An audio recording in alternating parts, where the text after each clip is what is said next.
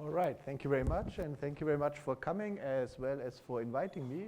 It's first time for me, it's a beautiful place, and who doesn't like to talk about math when they're at a beautiful place? And the starting point of this story is that I'm probably the first of the speakers who has a tropical geometry as his main line of research. So I will start with a bit of an introduction as to how you can think about tropical geometry. And one way to do so is by analogy, namely the analogy between Riemann surfaces and metric graphs.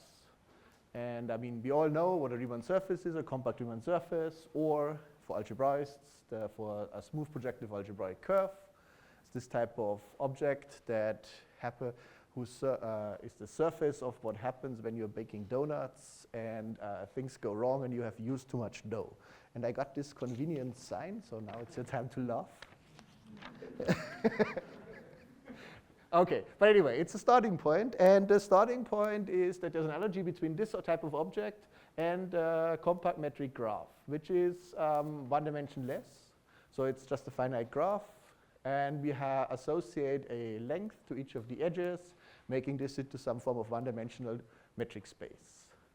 And the starting point is that even if one might not believe it at first sight, there is quite a bit of analogous theory you can develop on both situations. So first steps are we want to classify these objects. And how do we classify compact Riemann surfaces? By their, in some sense, topological complexity. So that is measured by the genus, which is, in the simplest case, half of the dimension of the first homology group. That's the genus. So it counts the number of holes in this donut. In this case, it's 2. And similarly, we want an invariant of the compact metric graph that counts the number of holes, which is, again, dimension of the first homology group. That does the job. As modern geometers, we also want to not just study spaces and their topology. We are also interested in studying functions on those spaces. And if we think about Riemann surfaces, holomorphic functions, at least when the Riemann surface is compact, they will be a bit boring because they're all constant. So the right thing to study are meromorphic functions. And if you want to do it algebraically, you study rational functions. The analog, which is something I'm just proposing for now, it has been tested and proved in many situations, that's why it's the right analog, is so-called, we also call it rational functions sometimes, but they are functions on the topological realization of the graph, or as a metric space, for example, that are continuous, that makes sense, and the restriction of each of these things to an edge, which you can identify with an interval of a certain length, has to be a piecewise linear function, or a piecewise affine function, if you like. And the slopes that show up are required to be integers for this to give some form of rigid theory in which this works. So this type of object, this is supposed to be three-dimensional. We have down here this graph, and we have like different slopes that end up sort of, they say the outgoing slope here could be -1, here it could be 2, here it could be +1 at this point, and so on. And all of a sudden, in both situations, we have way too many functions, right? Meromorphic functions, it's a humongous space. Same way, these types of functions, it's a lot. So we want to restrict those functions. The way we do it is by introducing, at least in the classically, divisors. So we write divisors of x or of gamma, that's the notation for both at the same time, for the abelian group of finite formal sums of points in these things. That just makes sense, and we formally define a space R of D of those rational functions which only have certain pole orders that are prescribed by D according to this particular rule, where this function div takes a rational function, associates to a divisor by taking the formal sum over all the points and taking the order of the function f at a particular point as the coefficient. So we know what this means for meromorphic functions, we know what this means for rational functions. I should tell you what this means for these piecewise linear functions. And I mean, we now notice that we have imposed z-linearity, so the slopes will play a role here. And in fact, one way of defining it is to just take the order of this function, a particular point. We take the sum, we take this point, we look at the outgoing slopes in all directions, and we just sum them up. So here the outgoing slope is +1, here it's -1, here it's 0. So the order at this particular point is -1.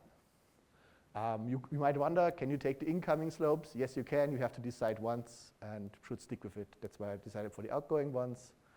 There are probably people in the audience who would decide on the incoming ones. That's life. Okay, so that's how we restrict our functions. And now these objects in algebraic geometry, those are 5-dimensional vector spaces if you're willing. If you're willing to add the 0 function, and you can study its dimension and so on. On the tropical side, these things are also polyhedral complexes. You can study its dimension. It's a bit trickier. It's not actually dimension as a polyhedral complex, but you can get results about its dimension. And in fact, quite like in the classical case, there's a Riemann-Roch formula that tells us some interesting relation about the dimension, or rather the rank of such a complete linear system on a tropical curve. Okay, so that's the setup. That's how we want to start it. Maybe I should say 2 sentences why we want to do it.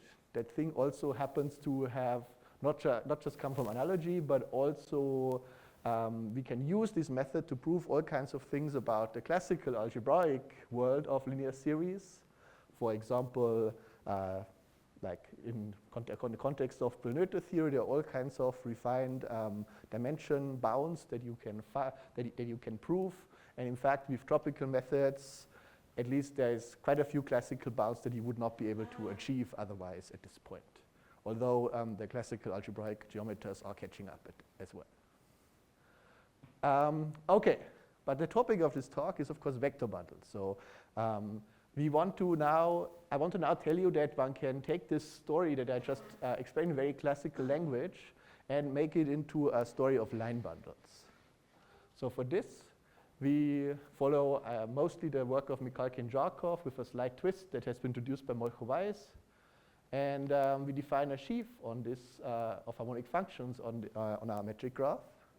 So on an open subset, we take exactly those piecewise linear maps, integral slopes, and so on as we had before. That's a bit suppressed here. And now we want that the order of at every point is equal to 0. And if that happens, that means the sum of the outgoing slopes is equal to 0. Then we want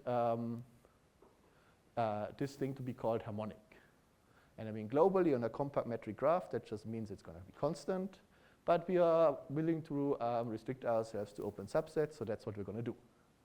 And the proposal I'm making is that this type of sheaf of harmonic functions should be thought of in analogy to the sheaf OX star in classical algebraic geometry. And in fact, if we think about OX star, the main reason we care about it is that we like to study torsors over OX star. And OX star torsors are nothing but line bundles. And in fact, one way of defining tropical line bundles is to define them as H gamma torsors on gamma. And with that, if we do so, this thing here is a sheaf of abelian groups. So if you want to classify torsors, we take its first cohomology group. Then this thing will classify line bundles up to isomorphism. And in fact, we can now formally do exactly what we used to from the classical world. Take a divisor, associate a line bundle to it, and check when there were 2 line bundles, or whenever 2 divisors are linearly equivalent, they give the same line bundle, and so on and so on. And we just do the same argument that we used from the classical world, almost formally the same way, and we get a bijection between the divisors modulo some form of linear equivalence and the first cohomology group of this thing. So in other words, of torsors over the sheaf of harmonic functions. And the central question now that this talk is about is how do we generalize this to vector bundles, namely bundles with high-dimensional fibers. And as far as I'm not sure all of you are aware, but I might want to say it as well. So what happens if you go into a room full of tropical geometers and ask them, what the hell is tropical geometry? what answer will you get? Or maybe how many answers will you get? Now again, you can laugh, because you will probably get as many as you have people in there. And in fact, maybe you will get none, because they will not agree on one, if that is your approach. And in fact, there is many different ways of doing tropical geometry. And I explained to you one starting point. In order to understand how one could define vector bundles, one needs a second perspective on it that is not at first sight compatible with what I just told you. So let me get to that. So let's take a step back and think about the process of tropicalization. So what does it vaguely try to do? It tries to capture some form of combinatorial shadow of some classical algebraic object in some polyhedral way. This is a very vague definition, but it unfortunately describes the multitude, or fortunately, describes the multitude of different approaches. And typically, in 95% of cases, it arises by applying some form of valuation in a smart way. And for example, we can take the t-adic valuation, which is very geometric, or the p-adic one if you're more into arithmetic things. But there's all kinds of valuations. And just to recall, we all know, we have seen evaluations before, the central properties or the defining properties of evaluation are these three. And in fact, the second and the third are exactly what motivates the definition of the so-called tropical semi-field. What is that? This is the real numbers union infinity with an addition that is given by taking minimum of two objects, and with a multiplication that is given by taking the sum of two objects. So it is not quite a field. The main difference is that the addition, so taking the min of two objects, does not have an inverse. So things might turn out to be a bit different. It's maybe a short way of saying this. And from that perspective, one can also call tropical geometry in some form the algebraic geometry over this tropical semi-field, although this is more a slogan than an actual definition, of course. So let's get into some actual math. Now I have said all these vague things, and we have defined this tropical semi-field. From there, we can do arithmetic. We can, for example, calculate 2 tropical plus 5 is take the minimum, so that's 2. Or 2 times 5, that is 7. So you can do the math. Now, in fact, with this arithmetic, we can immediately extend it the way we are used to do arithmetic with matrices, meaning there is addition, there is scalar multiplication, there is multiplication of matrices induced by these two operations. Now, is this a good idea? So the first answer is, you might think, yes. I will try to convince you that the answer is no, and then I will try to convince you that the answer might be surprisingly, despite it being no, it's still not a terrible idea. So let's see. But let's see what happens. So if we have these tropical matrices and do some and work with those, and we want to naively define a classical object that we know, like GLN. So how would we do it? We would define it as the set of quadratic matrices for which there exists another quadratic tropical matrix, such that the tropical multiplication from both sides is the identity matrix. Let me just, to be on the safe side, say what the tropical identity matrix is. So this one has zeros on the diagonal and infinity off the diagonal. Why is that? Well, in the tropical semi-field, 0 is the multiplicative neutral element, and infinity is the additive neutral element. So we want this to be the identity matrix. And if we now sit down and classify what's happening, this is an elementary exercise. Elementary doesn't mean it's short, but you will be able to do it if you're willing to sit down.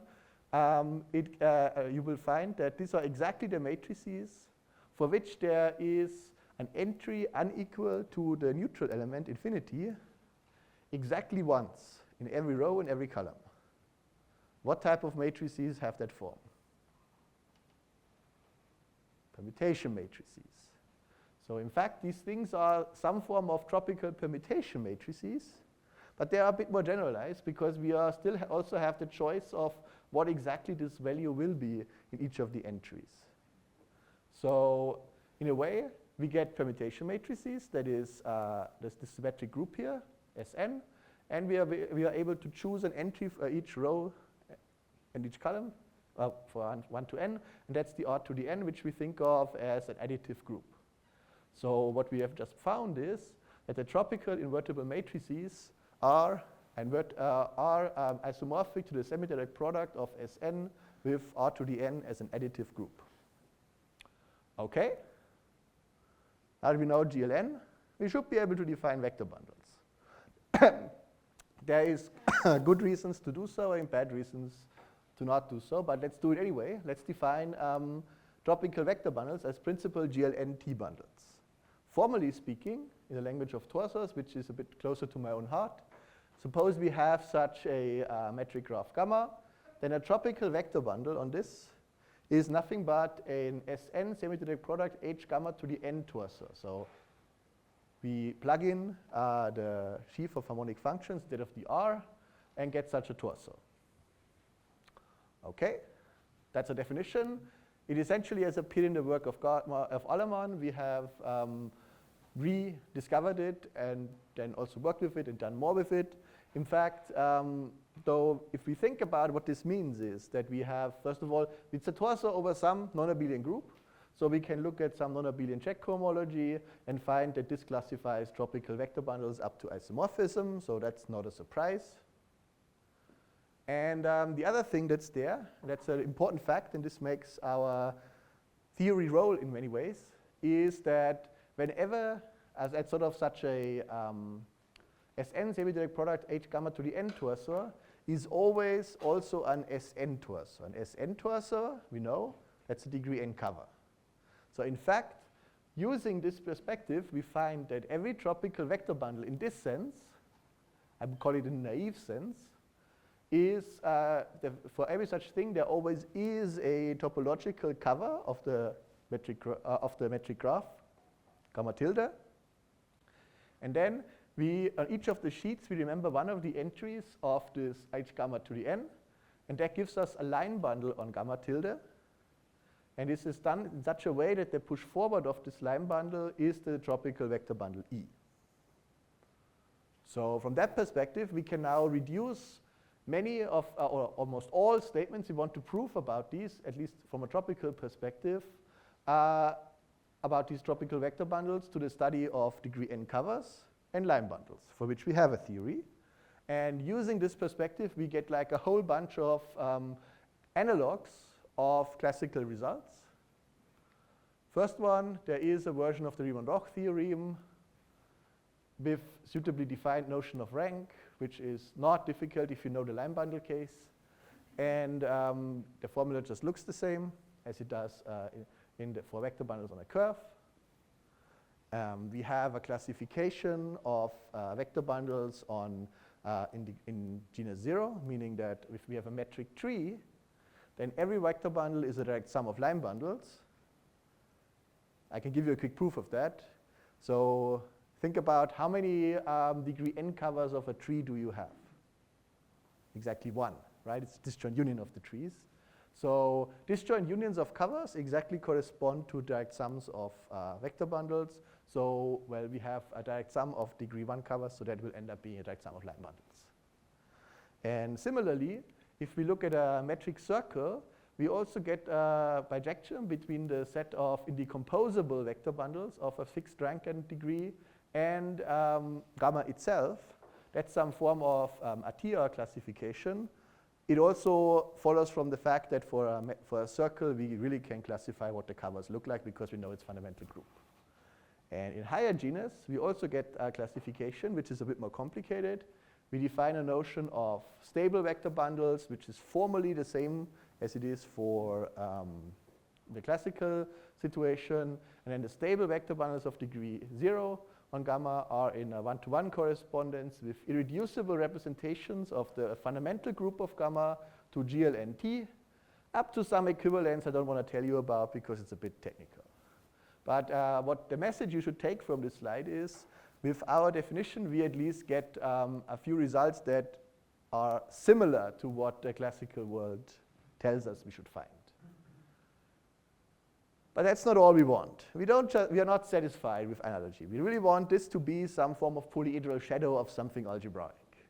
And of course, naively taking matrices and applying valuations to it will, in almost all cases, not land in GLNT. So in particular, if we sort of started with a vector bundle in some algebraic world or with some non-Archimedean field, we applied valuations to the transition maps, it will not land in this collection of things. And that's also the main problem. That's in fact why this is the wrong thing to do. But the next result tells us that in some situations it's the right thing to do anyway. Oops, yeah. So we could, for example, start with the case of elliptic curves and look at the moduli space of semi-stable. Let me maybe start with the non-Archimedean version first before we get to the other ones. So we start with an elliptic curve of a non-Archimedean field. Suppose its reduction is maximally degenerate, meaning that it degenerates to a cycle of P1s. And we have a minimal skeleton that is a metric cycle. So now let's look at the moduli space of semi-stable vector bundles on X of a fixed degree and rank. That's this MRDX. Then one can show that this thing ends up being an orbifold Calabi-Yau, meaning a coarse moduli space of a Calabi-Yau stack. But anyway, and for this, we can find some form of minimal. In this case, it's called the essential skeleton. And this skeleton turns out to be exactly the same thing as a main component of an analogous tropical moduli space of semi-stable vector bundles on a tropicalization of X, meaning the metrized circle gamma. So one should think of this, if you want, as some form of non-Archimedean SYZ fibration, which will explain why the other two perspectives on the same result will come in. For now, it tells us that we have just defined, by using analogy, a tropical object, a moduli space in this case, of semi-stable vector bundles on a tropical elliptic curve. And we have also looked at its algebraic analog. We let the underlying curve degenerate. We look at its tropicalization. That could mean taking the skeleton of this thing. And the skeleton agrees with what we had. So that's a good sign. That means for elliptic curves, our theory is probably the right one. But in fact, the story goes a bit further. We can also, say, use a symplectic perspective on this whole story. If we are working over the complex numbers, we could think of sort of a Lagrangian fibration of the elliptic curve whose base is some metric cycle. Then we can construct an orbifold Lagrangian fibration of the moduli space whose base is the main component of the moduli space of tropical things. That's the symplectic perspective. Or if you like log geometry, you can also do some degeneration techniques and find, suppose we have a complex elliptic curve and a semi-stable log smooth degeneration of this thing, where the special fiber is again a cycle of P1s. And we have a dual graph gamma. Then we can also construct a log smooth. It is really log smooth, it's not smooth in this case.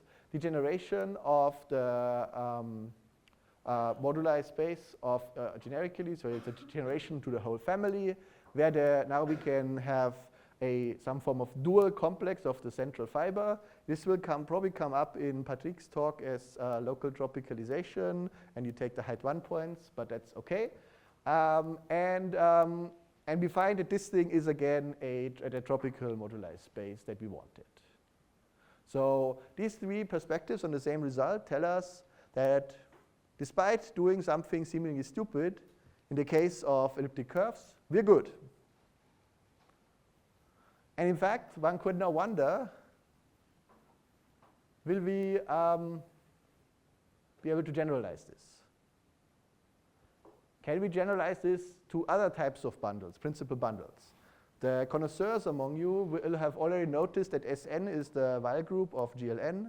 So one could look at other types of Weyl groups and other types of root systems and the automorphism groups, take also maximal tori in the corresponding groups and build principal bundles this way. This turns out to work and is work in progress that will hopefully come out in the next few months. So that's good news. Let's get to the bad news. Curves of genus G greater or equal to 2. now we're really running into trouble because there we cannot do, we cannot find transition maps that land in our in our generalized permutation matrices. So that thing is just way too small. And whenever we are saying, this theory will not work. So now we could go home, but let's not because it's beautiful here. And now let's think about what the title was. It was something about Fourier-Mukai, whatever, and maybe abelian varieties come to mind because we had an elliptic curve. So one way to generalize it is let's increase the genus. Another way to generalize it is let's increase the dimension. That's what we're going to do. And in fact, for abelian varieties of higher dimension, there is a story to be told, at least when you're willing to restrict yourself to so-called semi-homogeneous vector bundles. So what are these things? So if we have an abelian variety, a semi-homogeneous vector bundle is a vector bundle such that if you take any point on the abelian variety, you pull back the vector bundle along along the addition map by this point, then the resulting bundle might not be E itself, but E tensor with L for some suitably chosen line bundle in the Picard group that might depend on the chosen point X here as well. And what this condition does somehow, it reduces the deformation theory that you might have for vector bundles to only having to look at deformation theory of this line bundle here. That's sort of a bit of a heuristic. And to be more precise, this notion of semi-homogeneous bundles that has been introduced by Mukai leads to a classification of these as well. And it tells us that every semi-homogeneous bundle is a direct sum of bundles of the form EI tensor UI, where the UIs are unipotent bundles. So transition maps live in the unipotent group of a subgroup of GLS, so in the upper unipotent matrices. And the EIs are simple semi-homogeneous bundles. Even more so, simple semi-homogeneous bundles always arise as push forwards of line bundles along suitably chosen covers. And we have some choice in terms of which cover we want to do. So now we are in business somehow.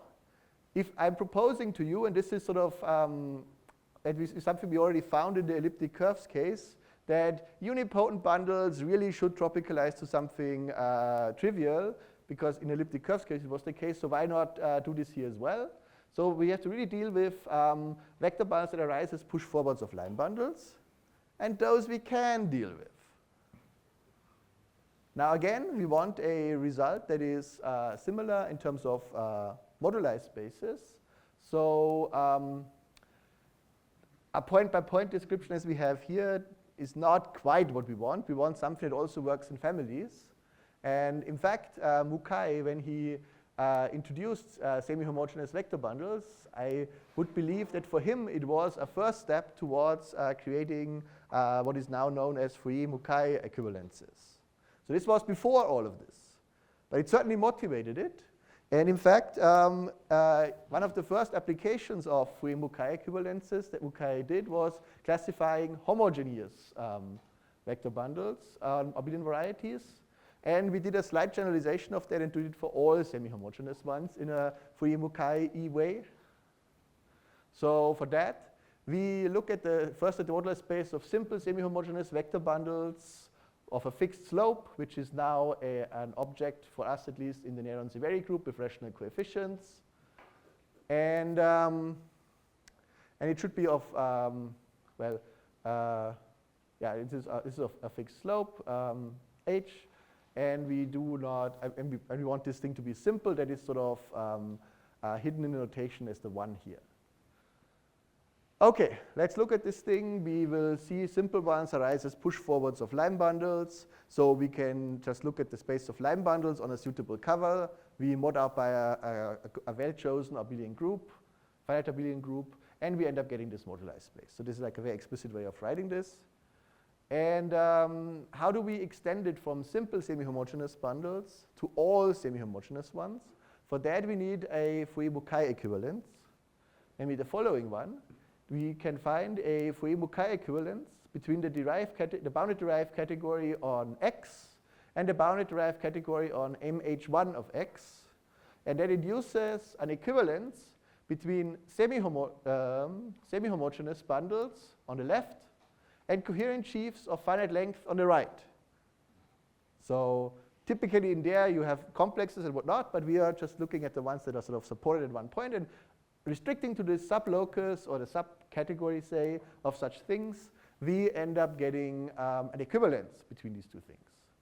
And the thing that Mukai already knew was that if we are taking h equal to 0, then mh1 is the dual abelian variety. And then this is the usual one that is given by pulling back, tensoring with the Poincare bundle, pushing forward. And that gives an equivalence between homogeneous like vector bundles and coherent sheaves of finite length on the dual abelian variety. So that's what Mukai already knew. And our observation here makes this a little more general and finds such an equivalence for semi-homogeneous ones already. We cannot quite use the Poincare bundle. We have to be a bit careful which one to use, but that works. And as a consequence of this, Fourier-Mukai transforms now also work nicely in families.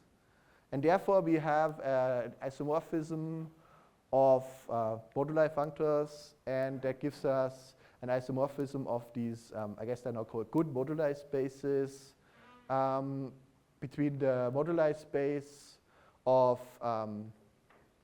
semi-homogeneous vector bundles of a certain rank, of a certain slope, and a k-fold symmetric power of the moduli space of simple ones. So we are now in a situation where we have something like this. With this thing here is a torsor over a suitable abelian variety that we define as an explicit quotient, and we get a symmetric power over it. So now we have a lot of control about our moduli space. Okay. And using that control, we get a result similar to the one we had before. Let me write the non-Archimedean one first.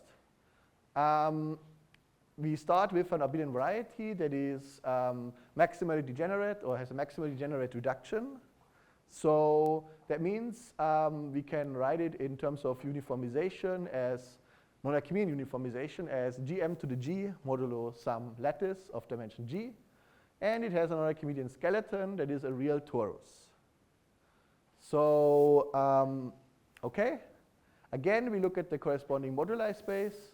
And then we'll again find that the moduli space ends up being an orbifold Calabi-Yau. Hence, it has an essential skeleton.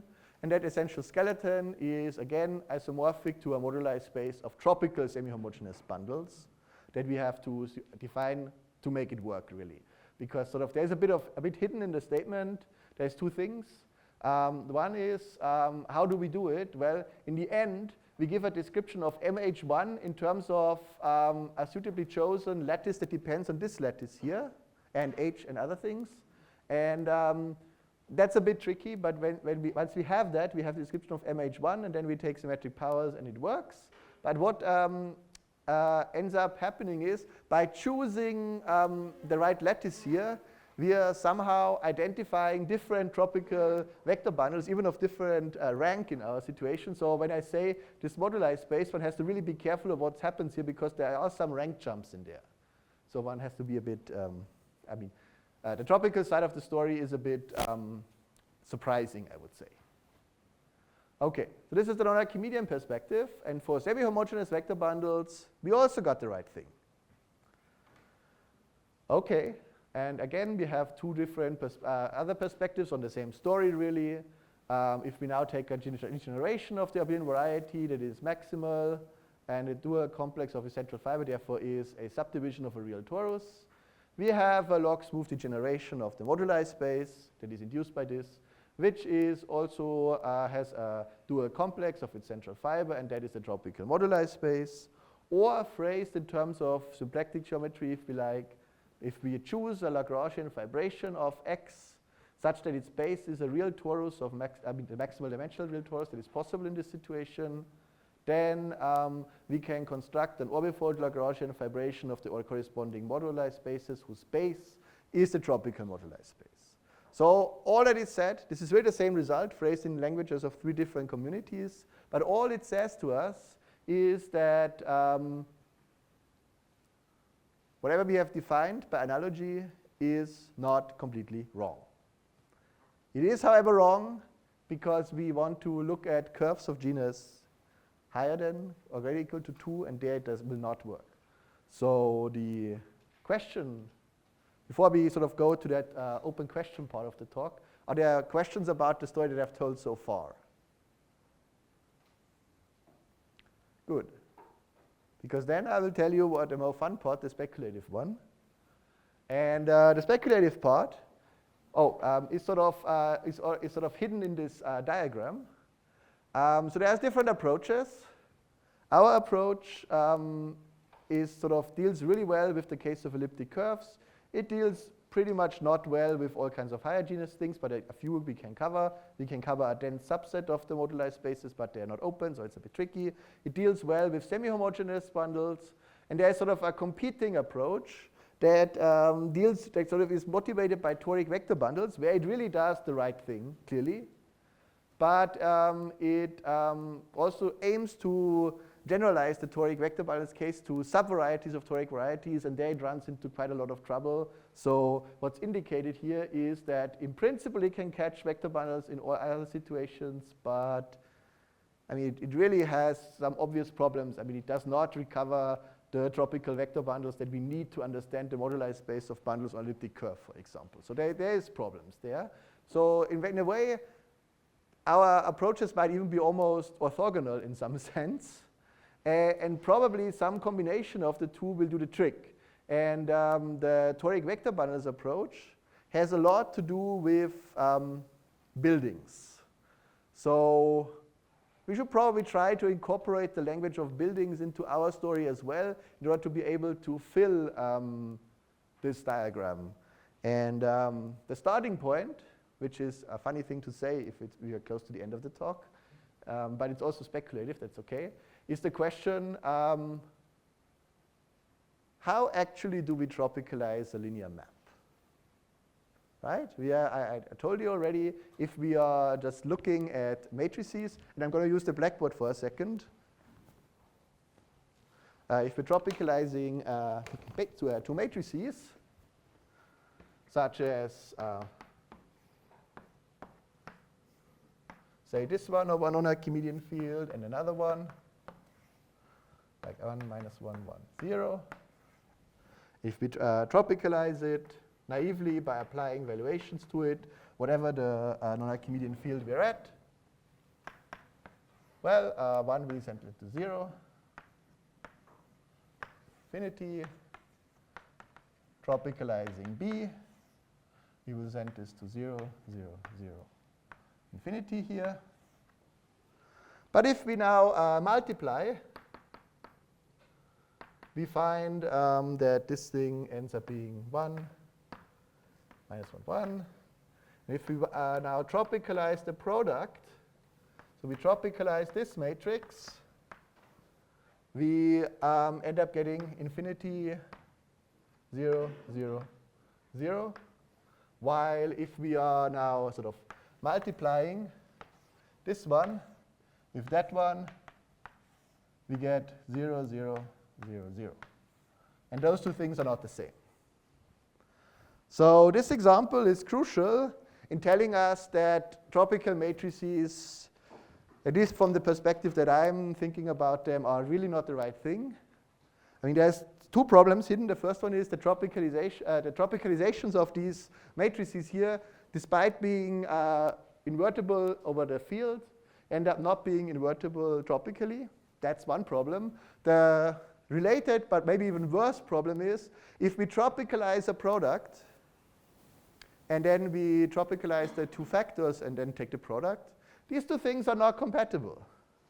So all ideas we might have about looking at transition maps, tropicalizing them, and expecting that the co-cycle condition still holds, we can pretty much bury them. So we should ask a different question. The different question is, how actually should we really tropicalize a matrix, or more generally, a linear map?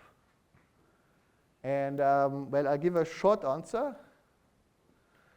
First of all, it will involve some matroid theory, which I will not introduce, but I will at least say, and in particular, evaluated bimatroids and, well, affine morphisms. That's where we just technological speak, but it will in particular also include a notion of automorphisms of affine buildings.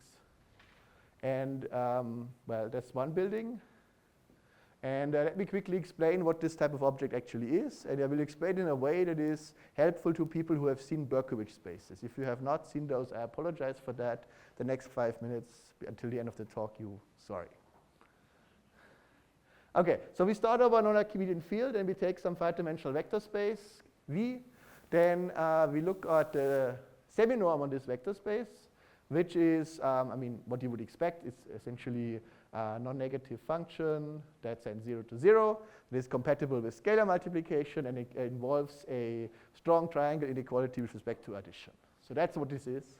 And we can now build the space of all semi-norms on this, on the dual vector space to get the arrows in the right direction. And we can give it a topology.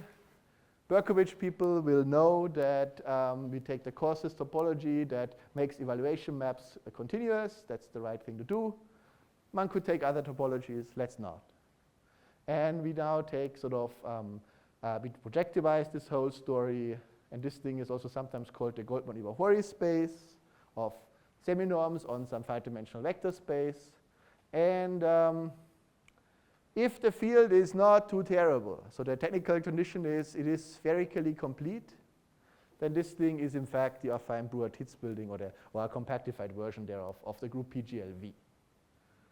Okay, that was a bit quick. Can we understand this from a tropical perspective? And that will lead to what my suggestion for later. So so this is a picture of the whole story in the trivially valued case. I will skip this so that we can get to the end in time. But I mean, we also saw a non-trivially valued picture earlier. So it's something that looks a little bit like Berkovich space or Berkovich projective line in the one-dimensional situation. But it's actually simpler because we only need linear algebra to understand it. But anyway, so now what can we do? We can look at another way of dealing with linearity in tropical geometry. We take linear subspaces of projective space. We tropicalize it by applying valuations to all its points and taking the closure. And then we find a co-collection depending on how we embedded our linear space in a projective space. And in fact, we also get all kinds of big surrounding tropical projective spaces. And if we take all of them at once, build the whole projective system, we get the Goldman-Iwahori space back. Shouldn't surprise us. That's a typical feature of Berkovich spaces. But it's still good to know. Moreover, if we are willing to leave the world of combinatorics and take something with us, namely the notion of a matroid, an evaluated matroid, then we build a gigantic and humongous matroid, which corresponds to a matrix with finitely many rows, but the elements of the vector space many columns. So every vector in the vector space is there. And we sort of build, take the valuations of all the maximal determinants. And this thing defines a so-called valuated matroid. And a valuated matroid is the algebraic structure that one can use to understand tropical linear spaces in abstract. And in fact, if we do this with this very infinite dimensional thing, we find that the Goldman-Iwahori space itself is also a tropical linear space, but associated not just to any embedding of the original linear space, but to all of them at once. So all possible embeddings. And in some sense, this tells us that maybe the best way from a functorial perspective to look at the tropicalization of a linear space, be it projectivized or not, is by looking at this type of Goldman-Iwahori space or the affine building in most cases. And the crucial observation is the following. And I mean, it goes back to some people. I mean, none of it is exactly like this in literature, but some people have probably known this. And if we have a linear map between two vector spaces, 5-dimensional over a non-Archimedean field, we have an induced map of, or induced morphisms, or a strong morphism of valuated matroids of these universal matrices that we just defined, with the base set being all of the the vector space itself. And this thing is, in fact, that thing induces a continuous map of the the buildings now, that is actually given by precomposing with the dual of f. So it's the one thing you can do. And this, obviously, all this construction is functorial. So whatever goes wrong by taking tropical matrices goes right here. And, well, if it is functorial, we found something. And what did we find? Well, the one thing is maybe this type of Goldman-Lever-Horry space is the better choice of what a tropical linear space is, and not T to the n as we had over there. And the other thing that we found, in fact, is a way, as far as I explained it here, to tropicalize vector bundles over zero-dimensional spaces. And with that, I will actually stop, despite having 5 minutes, but I think in scheduled times I have 2 minutes, but anyway. And I'll just say, well, this is the starting point of a further investigation that one should still do. But before we started, we could not tropicalize the category of vector bundles on spec K. Now we can. So next step is, let's do this on curves of genus 2. And with that, I will stop because we haven't done that yet.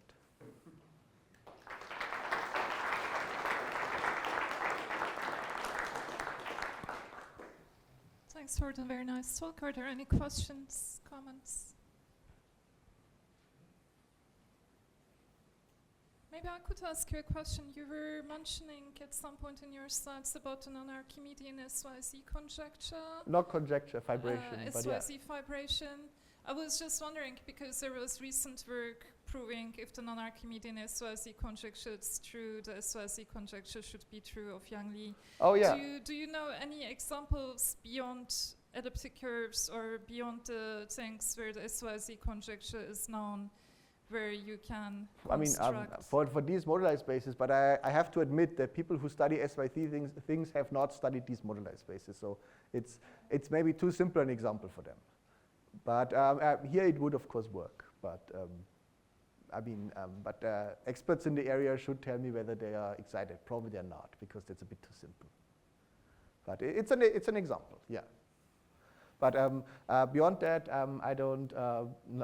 Yes, there has been this work about how to sort of to do this metric story somehow, and yeah, it should work in these cases, but it has to be a bit careful because, well, technically, whatever happens, these things have orbifold singularities, so one should worry that this actually works. But to be perfectly honest, I have no doubt that it won't work. It just requires someone to do the work.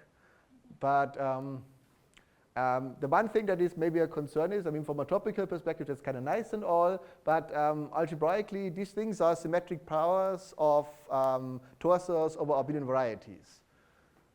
So maybe they are a bit too simple to be of interest to people who study SYZ fibrations. But it's an example, and it works for the tropical side and for our question as to what are tropical vector bundles. Thank you. Any other questions?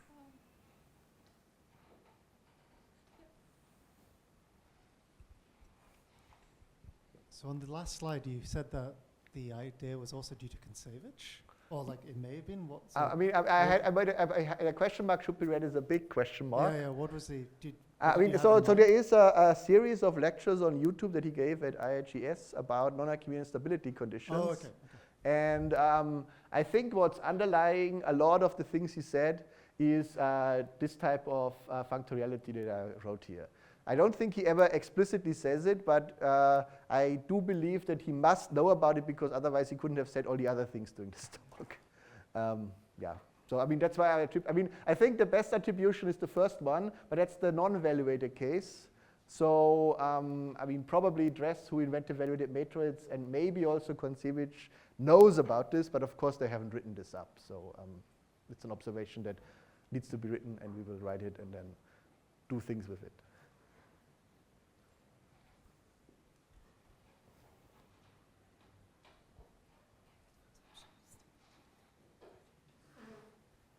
Okay, let's thank the speaker again. Yeah, thanks.